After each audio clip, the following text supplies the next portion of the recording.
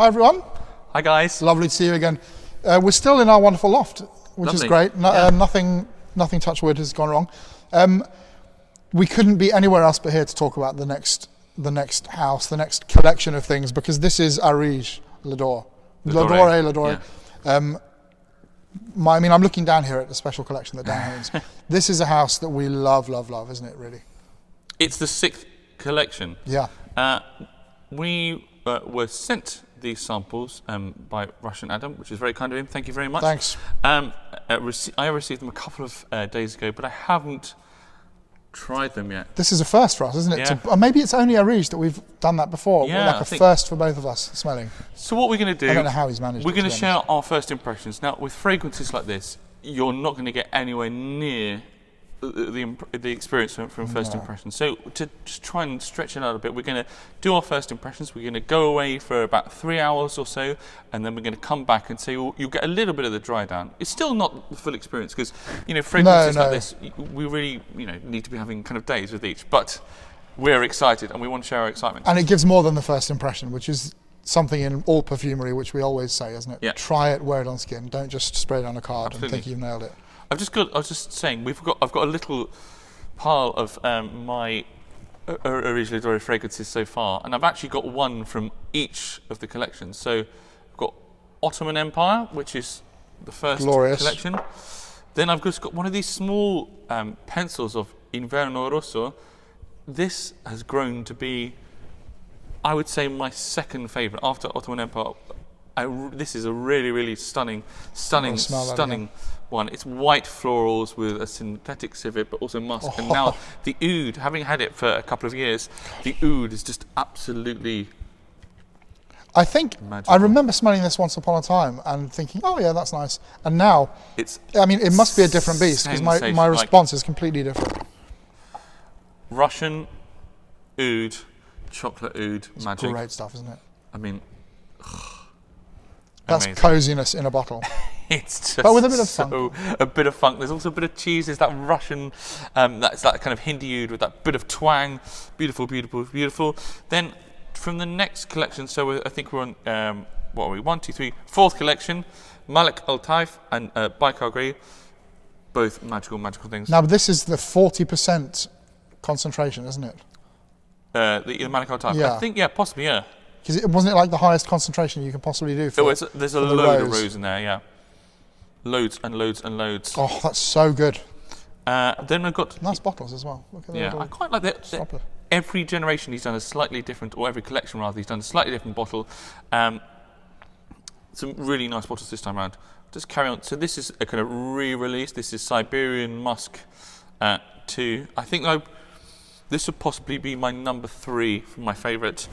And then we've got a couple from the most recent collection, the 5th. We've got War and Peace and Antiquity. I've definitely grown to prefer War and Peace over Antiquity. I far prefer. I know lots of people didn't like War and Peace. Lots of people generally were a little bit unsure of the 5th collection. So it'd be interesting to see how people react to the 6th. Now, of course, there's also been speculation that Russian Oud released 3 other fragrances, the anonym ambergris-based fragrances. Which we did a video on, didn't we? Yeah, we did. Smell them. Yeah, I'm still not convinced that it's Russian Oud. No. But if it did, this will make his 7th collection, but I think it's... If it was you, then great. But I'm not convinced either. So, less chat, more sniff. Yeah. Let's get on. This is so exciting. Let's smell them. So exciting. So, I think he's one thing Russian Oud has done this time. At the start of our the last video for the 5th collection, we did say, please release samples before you release bottles, because people were blind buying and then they were going on eBay at twice the price. So which is insane. I hate that, I have to say. Yeah, it is. And it's really unfair for the people who generally after the perfume and the other people are making money off it. So he has done what people have asked. It may not be best for his business model, but he has pre-released 1,000 sample sets. He's also arranged distribution centres within different countries, so you're paying far less for postage. Yeah, it's really good. So as many people as possible get the chance to experience the fragrance. So that's... I mean, that must be a huge undertaking for him as well. So I think it is. That's amazing. We're really appreciative of that. The company's obviously getting bigger. You see, they've got the social media account people. They're kind of pumping out the stuff on Instagram, really like spreading the word. It's becoming a bigger beast, and I can appreciate why. It is, yeah, absolutely, and more people are getting interested. So let's see if the fragrances live up to them. There are 1, 2, 3, 4, 5 fragrances. Santal Galore comes in a 50ml bottle, beautiful bottle. I'll put a picture up here. 50ml, $350. That's the most expensive. From what I understand, at the point of kind of, this is a week after the samples were released, I think there are 150 bottles of this left. So as well as the sample release, he also released some complete sets of fragrances. So if you had, whatever it was, $1,300 to spend, you could blind buy the whole set. So some of these have already been sold, leaving about 150 of the Santal Galore bottles. Musk Lave, I think there are 300 bottles left. That is $220 for 30ml. The others, I understand there are about 500 bottles left. So you've got the Grandenia, which is $200 for 30ml. Agar de Noir, which is $220 for 30ml. And this Cuir de Russie, this garment parfum, which is $190. Okay. I'm so excited to try this. We're going to stop talking. Where are we starting then? I think we're going to be really clever about the way we look at these lovely little boxes. I think we're going to be really structured and go left to right. I'm not sure if I can remember that. We'll try. We'll see what happens. So. Straight into our eyeballs? No. Okay, so which one is this? So this is Agar de Noir. So a little oud. Yeah, so we're expecting a dark oud. It's certainly dark on my skin. Wow, look at that. I always thought Dan was into fake tan. I didn't realise until now that he really is. I'm going to give it one spray because I'm going to miss. Interestingly, not initially quite as dark as I might suggest. The name says darkness upon darkness. It's kind of sweetness, isn't there? Yeah, there's a slight sort of sticky toffee thing going on for me. It's a really beautiful. There is a slight relation to the Russian Oud actually. Is there an Indian Oud? There's a certain gourmand, but it's a very bold and slightly dangerous gourmand as well. It's not sweet in the traditional sense. There's a definite relationship, isn't there, to Russian Oud? I get a bit of the sort of the concrete effect as well. Like in Baikal Gris, I find it as well. A slight pulverized concrete dust thing. Yeah. I don't know what that is. It's interesting that it's industrial. It's nowhere at the moment. It's nowhere near as dark as I would have thought. No, or as animalic actually. No, there is a lot of spice going on though, isn't there? This is a complex beast. Yeah. I think it's actually already closed my nose down slightly. Yeah. It's kind of, when something's too much for your brain to decipher. Yeah. A lot of spice, and I guess with bit of violet leaf or something. Bit of violet leaf. Yeah, it could be. I haven't even kind of looked at the notes for this. Oh yes, you are. So there is this vintage violet accord. It's 1920s. Ah, that's the one with the vintage violet. Interesting. But it's weird. But all the top, Fahrenheit. The top seems to be coming kind of from spice. I get a real kind of like spice market. At the end of the day, the memories of lots of spice. This isn't a big punchy fragrance. It's not that. I don't find it big and punchy, nor is it dark. It's beautiful. It's really beautiful. It's really engrossing. It's slightly. Not to be controversial here at all, but it's slightly going in the direction of the kind of smoothness and elegance that we'd seen in some of the Bortnikovs. Whereas these were the big, loud, punchy. Absolutely, yeah. It feels more in that realm. It's interesting that some people I think had found. For instance, War and Peace and even Antiquity from the last collection were quite borderline kind of chaotic, weren't they? They were quite kind of like big, bold, in your face. I'd be interesting to see where that goes. I like it though. I have to say, I really like it. It's just not the dark fragrance I thought it was going to be. I was expecting something really quite gothic.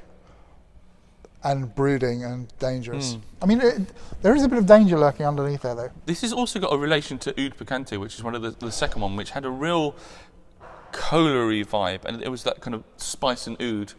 I mean, I did talk about Russian Oud, but I got that slightly gourmand quality at the very first smell, but that gourmandness has gone, and it's gone to more of spice. And I'm thinking now more of Oud Picante with that, which had lots of clove with the oud. It's really good. Right. It's kind of addictive as well. You keep wanting to go back in to get more out of it, don't you? You can feel it's going to gently unfold, and I guess the thing with a lot of there are so many Western fragrances which say oud on the bottle, which are a big, powerful synthetic oud, and we're so used to being smacked around the face with the oud that, whereas a lot of oud oils on their own are things which will kind of draw you in and let their facets unfold. And I think that's what we're going to get with this one. That's what I found interesting when we did the oud oils video, that they are in themselves complex and they have all of these different personalities. Yeah. Oud is not a note that you smell in a perfume the same every time. Right. Should we move on for now? We'll do some. This is just a brief initial impression. So, we've had this on for a couple of hours now. Yeah. It's a treat, I think. What I didn't get in the opening, which I definitely had, and on me it's starting to fade, but you can still get it, is this coffee note. Yeah. I didn't really get it at the start, but it came through quite quickly. It came through in a big way. It really, really reminded me of Oud Luwak. But interesting, the other thing which you said, which goes against what we said at the beginning, it does remind me of that coffee in black ambergris. Yeah, there was something in there which I had a connection. So, a connection which we hadn't necessarily had before. But I'm also getting, it's interesting that I felt at the start I got some gourmand qualities, and then we got a bit darker as we went to coffee, but now it's gone quite sticky with labdanum and Peru balsam, and maybe it's the Peru balsam that's giving me that suggestion of fruitiness at the beginning. But it sort of does make for a really rich, smoky amber accord, doesn't it? Really lovely. Which is really fantastic. It's interesting. I think this one... Not too sweet, though. Has this one got some Indian... it's just got Indian oud in, and there was a little bit of a twang at the beginning, but I never got that kind of funky Hindi oud. It's not as prominent as it is in Russian oud, for instance. But you can tell the oud's kind of working with those sticky, rich qualities. You had the spice at the top giving way to... It's interesting. I mean, I think although he's obviously has been fantastic from the start, I wonder if he's kind of maturing and developing as well, Russian Oud. Because if you made that perfume a few years ago, I don't think it would be quite this smooth and quite this well balanced and blended. I think it would have possibly been a bit louder and sort of smack you across the chops. This has sort of invited us in. Yeah. It's made us work a bit harder for it, which I love. I'm getting a feeling with this collection, exactly that. We've said in the past that sometimes the Areej Le Doré just kind of smacks you around the face with a wow, but especially now we've smelt these dry downs, not quite dry downs, but we've smelt these fragrances for 3 hours. There's a lot to them, and you do have to work. But if you give them time, you get a lot back. You really get a lot back for your money, I think. I don't find Agar de Noir a dark fragrance. No. Not as dark as Oud Luwak, not as dark as War and Peace. Not as dark as some of the things here, I would say. No. Slightly, I don't know if off-putting is the right word, but slightly misleading title. And if you're somebody who is expecting this ultra-dark, heavy, oud, really dominant oud fragrance, I don't think it's quite that. No. Fair? I think it has a suggestion of darkness, but actually I get quite a lot of light and brightness and playfulness even from that opening. And I think those slightly the spice at I really the top, like it a lot. The coffee in the middle, and the sticky labdanum balsam at the bottom. Again, it gives some slightly gourmand facets, which again a gourmand tends to be on the slightly, as you say, fun side rather than. But not, I mean, in no way oversweet, just the right amount of sweetness to balance the more bitter notes of the coffee and the kind of smokiness that I'm getting. Yeah. I think it's really nicely done. But still, this is only 3 hours. This is not, these. Yeah, we need to see for days and days. Anyway, let's move what on. was next. What did we have? So number 2, this is the one I was really excited about. This is Musk Lave. So musk. Love, as in lavender. Yeah. I love an animalic lavender. So I've got high hopes here. Mem being one of the standouts for us. Jicky. Jicky as well, of course. So here we go, Musk Lave. Oh. Oh, that's interesting already. Yeah. Let's put that down there. Oh wow, that's really. So this has got this aged bergamot and lavender. Oh, that is a really good quality bergamot, actually. Yeah, yeah. That's really interesting. You get the the slightly acrid quality of lavender that you sometimes get, the kind of potpourri quality with a kind of juiciness of bergamot. That immediately not only smells vintage in style, but actual vintage in liquid itself, as if it has been away for 100 years in a bottle and just opened and doesn't quite know what to do. It's bursting with stuff.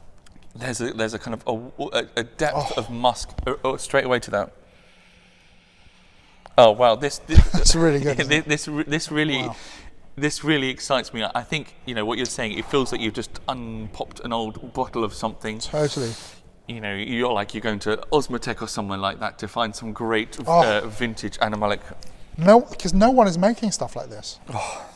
No one's making stuff like that. I can't think of anything that smells the way that does and behaves the way that does. I've also feel that we've almost missed out top. I almost feel like we've gone into wearing this for 2 hours. Yeah. Because although there was a little flash of juicy bergamot, there is a depth and kind of heaviness to it straight away.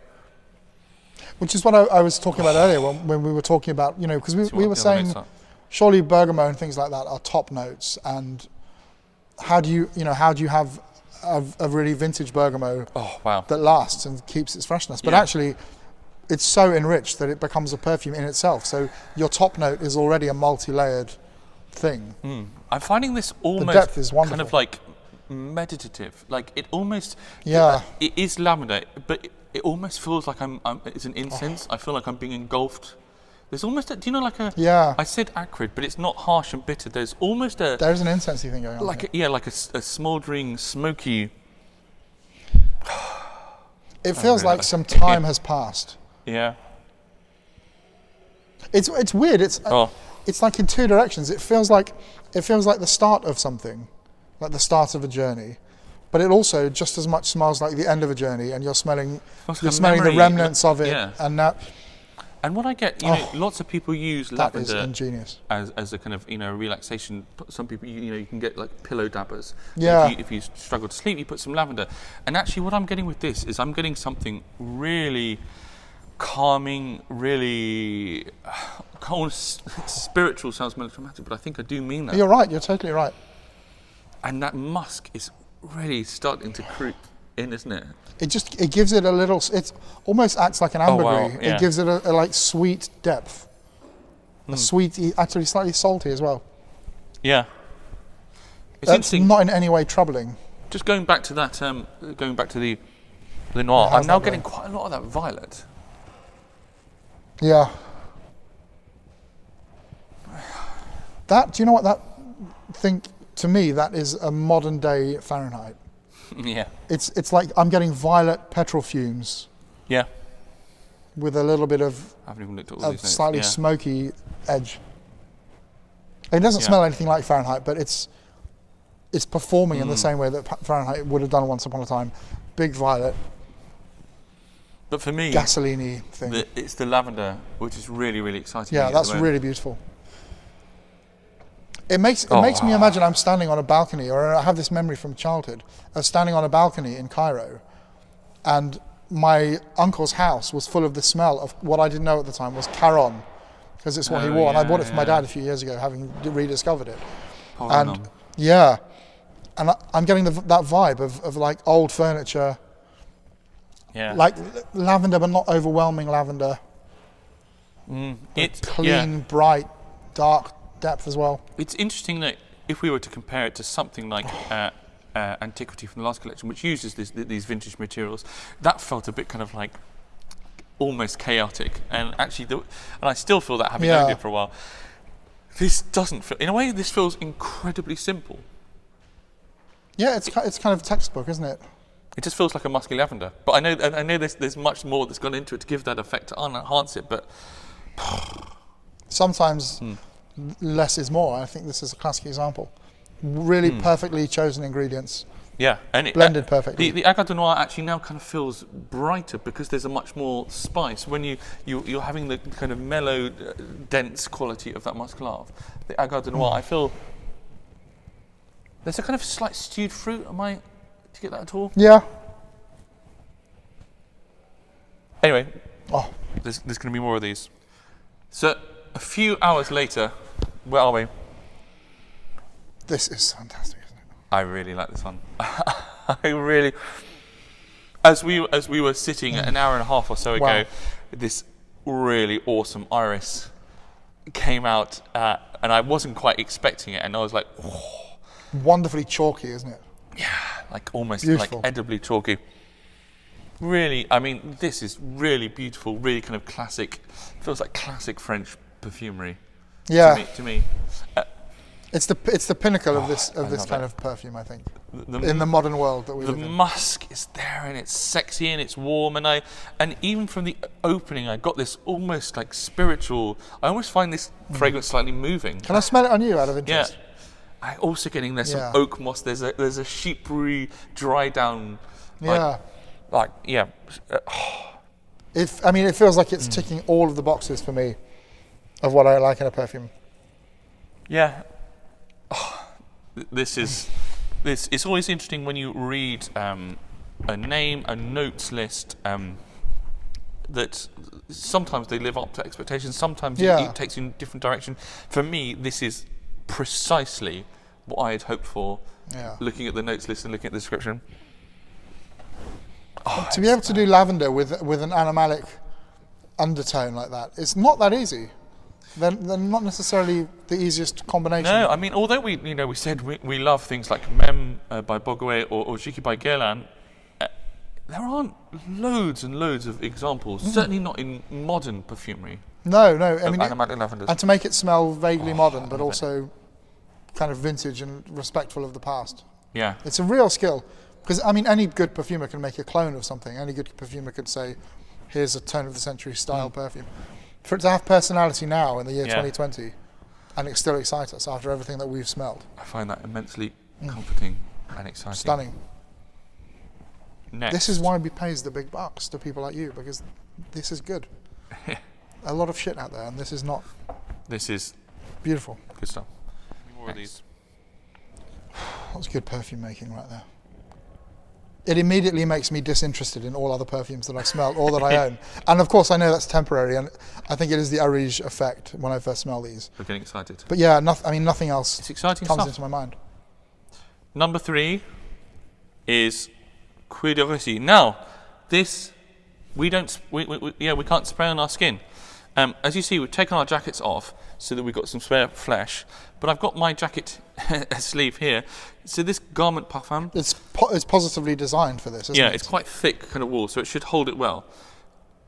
Cuir de Russie, again, like Russian Oud is really kind of going with the vintage vibe. It's amazing. If you watch look at his Instagram account and you follow it, it's the kind of thing I love. It's full of vintage materials. It's full of distillations. It shows the passion, the excitement. I get so excited. It's not full of models like on photo shoots showing off. It's just that is nice though. I mean, there's a place for it, but this is a man who is obsessed with materials. He's passionate about them, and he loves. Yeah. He also has lots of vintage fragrances. You see him taking 25 sprays of Mitsuko and things. He's a man. Anyway, but this is one because it includes this vintage birch tar. The real thing. Yeah. What is it? A 1920s birch tar. He says it's carcinogenic. It's not suitable for skin, so let's put it on some cloth. So Cuir de Russie, Russian leather. So this birch tar was used by the Russian army to kind of waterproof their boots. So it's a smell which... Oh my God. Wow. That's good actually, isn't it? Oh. Wow. That has just invaded my nose like a jet plane. That is a big bowl. I'm sorry, I'm sneezing just because I got a huge blast at it. Oh my god. That is a big bowl. Wow. I mean, it does what it says on the tin, absolutely, doesn't it? That's it's, as birchy as you can get. Yeah, it is. In a way, it's not even that. I get petrol-y vibe as well, and it did. I started by saying the idea of army boots. If you can imagine, it feels like an army. It feels like a tank. It smells like a tank. If you've ever been run over by a tank, you'll know that feeling. Yeah. No one has. I'm kidding. I'm being silly.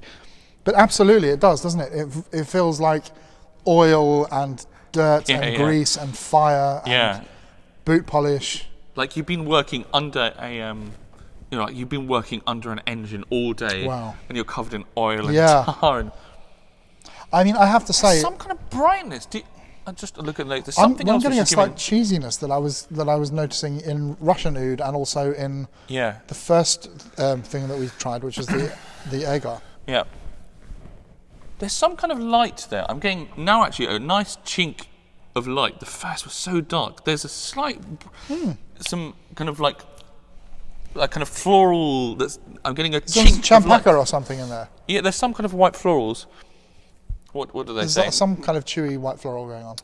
Blue lotus or blue lotus accord, and then rose and jasmine and some violet. So that's a surprising number of florals, which is, it's almost like you've had some kind of concreted or even, a garden which has had metal laying on it, and then just in between the metal you've got little flecks of flowers, brightly coloured, light flowers growing through this harsh.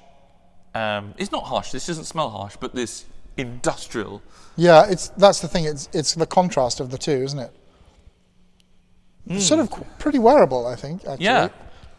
I'm going to say off the bat, I would never buy a fragrance myself that I couldn't wear on my skin, because that's a big thing for me. I would struggle. Because I want to see how it develops and changes over time. Yeah. And on fabric, it's going to pretty much stay. I do enjoy it. Especially I love it in winter if you're wearing a big jumper or a scarf or a coat, and you do get bits of that. And it's often like a heavy amber or an oud, and you come back to it a few days later, and that amber and oud is still there. I do really enjoy that. But So here we are, a few hours later. Here's my jacket, my lovely kind of softball jacket, and we've been smelling this. Now, what I said, I definitely get a relation here. Is a bit of a relation to war and peace. That kind of musk and amber absolute. I definitely get it there. 100%. I really like this fragrance. It's a big, bold, dark fragrance. I think it's much darker than Agar de Noir. Yeah. It doesn't in a Cuir de Russie. I think. I kind of expect that to be castoreum. Yeah. It doesn't have to be. And I think he doesn't, what does he list here? He lists beaver tail ore, which I guess is a similar kind of thing. But there's not that big, slightly leathery funkiness that you get from castoreum isn't here. No. In the same way, for instance, we talked recently about the Melegs Cuir de Russie. If I was going to buy either that one or this one, I think I would get the Meleg one. Yeah. Personally, I really like this, and also, as I said, I do struggle with this thing of not putting it on the skin. Yeah, I mean, you practically, maybe it's just for legal reasons to say that, but you practically cannot spray that on most of your clothing. Because most of your clothing will be stained by it. Yeah. I mean, that's, to put it bluntly, it's always a risk with any perfume. You have to be careful about how you put it on and where. But I could only wear that on a jacket in winter. But if I want to wear it today, can't. Yeah. And it sounds silly and trivial, but I do want to wear a perfume. And it's different with other ones of these. I found, especially with Musk Lave and the Santal Galore, the way they just come to life on your skin is magic. And that's the journey. And it's so much part of the experience. Which it has changed on this material. It's sort of softened, doesn't it? It doesn't. I wouldn't buy it. No, I mean it's It's great, but for me, I want to wear a perfume, and I want to sometimes lock myself away in a room and just smell it for a few hours and see what happens.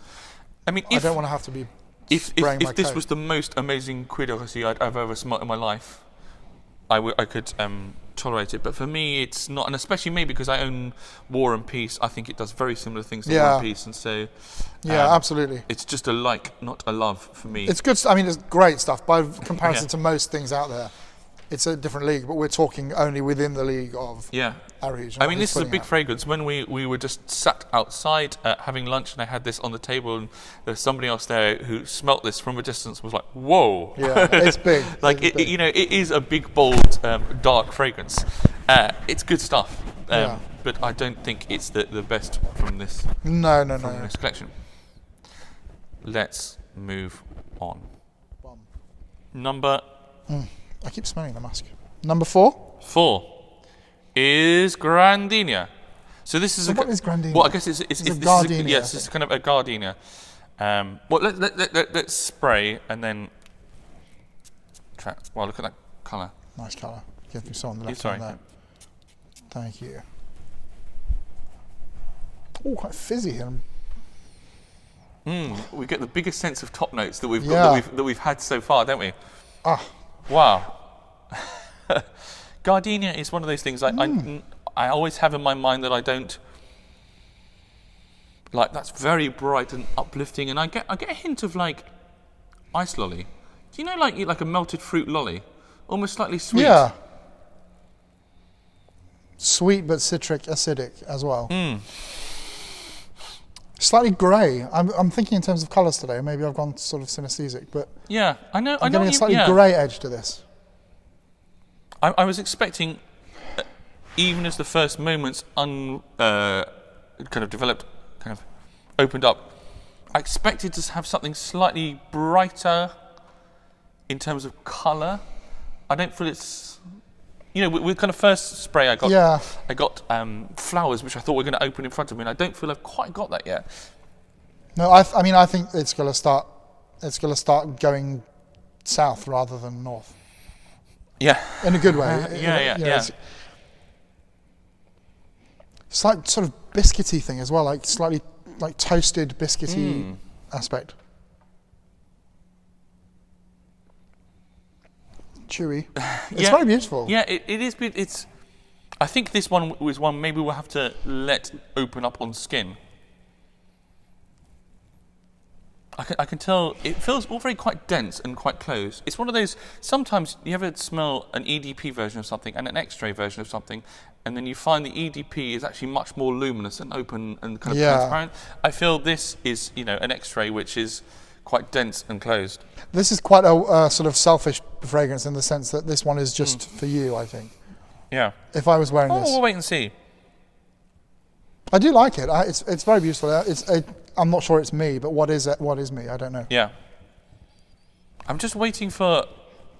We'll have to see how this goes. I'm waiting for those floors to open, and I don't quite feel it's happening. I also feel there feels. I'm getting a hint of some. There must be some ouds lurking at the bottom of that, which I think is something we're going to discover a little bit more as we go into it. There is a slight element of, like, I don't know what it is. If you. This might be gross. You and Kate wake up in the morning and you both have that warm skin smell. Yeah. And you've kind of nestled your neck in or something. Lurking in the background there, maybe? I have to say, there's something, I don't know if it's an indolic effect, there's something a bit weird to this. Like, plasticky, almost like you've taken some flowers out of a plastic box. Do you know, there's something which I find slightly unpleasant about the opening of this. I think also it's just not showing which direction it's going in. I'm going to hold out judgment on Grandenia because I'm not quite sure. Yeah, that could be like a Bordeaux that you open and does nothing for like the first 2 hours, and then suddenly... We're going to come back to all of these. So how are you getting on with this after we've been wearing it for a few hours? I like it. It's very elegant. It's very... very smooth, it's very nicely balanced, but it doesn't wow me, I have to say. It's not something that gives me that reaction of, oh my God. I shouldn't say that in here. It's weird that it had. Pretty. There was that kind of. I said at the beginning there was a closed kind of quality which you sometimes get with X-rays, which I still feel was not quite opened up. And you see a flower in the name when you expect something to bloom, and I feel rather than blooming, this is being dragged downwards. That was slightly weird. You know, I said there was a kind of almost plasticky, harsh thing I didn't like at the beginning. I feel that's kind of gone a bit. And I feel it now feels there's more, bottom weight. There's some oud, which is starting to kind of give it warmth and body. It's very nice. It's really coming through, and I do like it. I have to say. I mean, maybe this is one which with more wearings, it would come to life. I think possibly hard to wear them all in a row, and that one in the face of some of the others. To hold its own. Absolutely. Maybe it sort of needs its own time and space. This is why this video is not a full review. This is just kind of first impressions, albeit we've had a few more hours to try things a bit more. We still need to have more time. I'm getting a bit of a tobacco-y thing going on there as well, like a blonde tobacco. Yeah. Which I am enjoying. It's a lovely. It's quite enigmatic, this one. There's a surprising warmth to it, actually. Even though I felt, there was this slightly weird thing at the beginning which I didn't like, which felt a little bit austere and closed. It now with the oud, there's a bit of warmth. Yeah,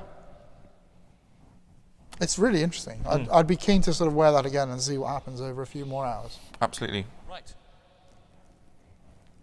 The last one, the most expensive one, sandalwood, the one of which there are fewest bottles. I'll let you spray first this time. Thanks, mate. I've got a good feeling about this. Okay, where doesn't have stuff? Inside wrist. There we go. There we are. Thank you very much.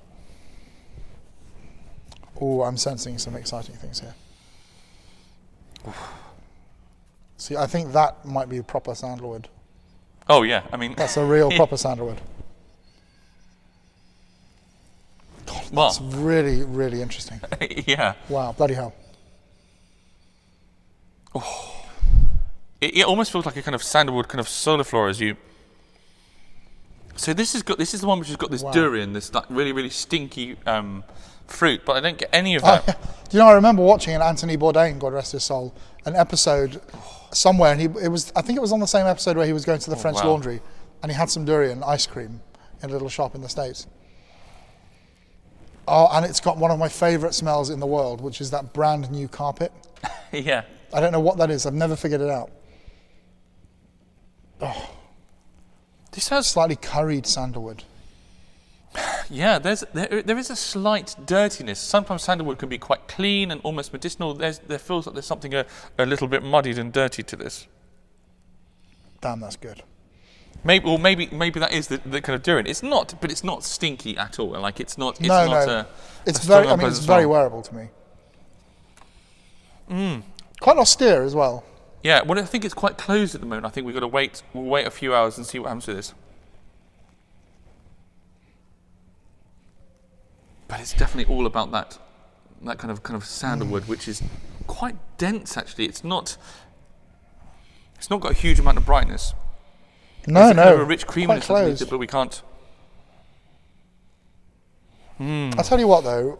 What else? Everything else taken into account, these are some of the most interesting perfumes I've smelt. Again, in ages and ages. He never fails to make interesting stuff. I love it. It's not beautiful, is it? Yeah, it's not. I don't think it's an obvious fragrance. It's troubling somehow. I think if you're a real sandalwood aficionado, then that's probably going to be like, I don't know, the top of the list. I mean, I love sandalwood. I don't know sandalwood. I know it in perfumes. These, we need to see them develop. We need to have a kebab and think about it. Yeah, we will be back later. So, few hours of Santal Galore. Love it. A very, very weird vibe I'm getting now of, like that. I've said it before with certain things, that like churros oil, poppadom oil. I don't know what that is. It's just like a slightly dirty, oily thing, and gentle spice. A new carpet. I'm still getting that brand new carpet thing. I don't know what that is or why, but I love it. When we kind of sat down for lunch, kind of wearing this, I was just amazed as the flowers started to really open and blossom here. I mean, there was this amazing rose, which kind of came from nowhere. And then I just felt there was this whole floral canopy. And at the beginning, I felt it was kind of mostly about sandalwood. But then I just felt like I was wearing a kind of vintage guerlain. I got reminded of hints of like Le Bleu and Après Landais. And hints of the Aramis from the 1960s as well. Yeah. Like a million times better, but my God. But it's such... Very beautiful. And a very mineralic oud. Yeah. If there is such a thing. Is that oud, or is that, I don't know, maybe it's just the kind of quality of the sandalwood. There's a very minerally thing, like a flint, like sort of flinty stone on a hot day. That's such a vague description. And I think maybe that sandalwood, the creaminess has just helped along. There's a kind of a gentle kind of muskiness. Yeah. It's got kind of a slightly sheepery feel to the end. I don't know if there's that kind of oak mossy labdanum feel to it. There's definitely warmth at the end of this. But I just loved. This is so nice to wear. It's beautiful. Slightly unsettling as well somehow. Yeah, really. I'm like, whoa, what's going on? You know, kind of the most interesting in a way, but especially I loved. I kind of miss the mid. I miss those last like 2.5, 3 hours we've had because they were the kind of the best bits when that rose really came to the bloom, and then all those other flowers. Oh, so nice. Really lovely. I mean, I think if you're a sandalwood person, absolutely, that's got to be a reference, isn't it? Absolutely. So good. So, I love that. How do we feel about the 6th collection? If you were gonna, unusually, I think often when we've done these videos, we've already placed an order, or we've already even purchased a bottle before. But because he's done the samples earlier, we haven't. So we're in the position of deciding: are we going to buy any? Are we not going to buy any? I think. Well, you go first. I think for me, there are two that I would buy. The sandalwood, Santal Galore, and the name's gone out of my head. Give me a clue. I've put it on there. Iris Musk Lave. Yeah. Sorry. I'm an older man. This is what happens. For me, I'd buy either of those two. It's 100% Musk Lave. Yeah. Definitely. It is my. It's really stunning. My favourite of all of them. I really enjoy the Agar de Noir as well. Actually, it's incredibly wearable. Not what I was expecting from the name, but the Santal, especially that mid with all those flowers, was beautiful. Just wow, gorgeous. And I really want to wear that more and more. The Santal is taking me back to some time as well in my youth that I'd smelled this either in a perfume or in a place, and I just can't figure it out. Yeah. But I love it. And also, the Santal Galore comes in this beautiful sandalwood box as well. It's really amazing. But for me, I just finding the Musk Lave more than any other. I just found it not just beautiful and interesting, but I found it kind of transportative and meditative and almost kind of spiritual. I can totally see that. It's a winner. I think overall a great collection though. I mean, interesting things. I think not obvious. There's it's interesting to see where he's going. He's been using these vintage materials, as he did a bit in the last collection, but that's become a real feature of this collection. It'd be interesting to see if that's where he goes in the future. And looking at some of the notes, I thought maybe this was going to be a bit more straightforward. This collection. In some ways, you could say it is. I mean, you've got kind of an aromatic lavender, you've got a kind of floral sandalwood. So maybe it is. I think I can see these more being simplicity to it somehow. Yeah, it's certainly kind of within war and peace and antiquity, which kind of divided people a little bit. These are less bam, smash you in the face kind of fragrances. Yeah, I think they're more. They seem more in the French classical style. Yeah. Albeit done through Russian Oud's genius. Yeah. Methods, but I like them. They make you work a little bit harder. I think they kind of invite you to try again and again. Yeah. And I bet a week or two of wearing these. Yeah. And you'll find more and more stuff. There's more. Which has to be there's right. more to discover and more to talk about in these fragrances. So let us know how you've got. I mean, especially if I know in America they got the samples a while before us, so maybe you've been wearing them for a few days and you've discovered more in them. Let us know. But it's always a special time when we're smelling Russian Adam's work. We love your work. So we really do. We're going to always be excited by it, and we're still excited by these. Till next time. Bye. Happy sniffing.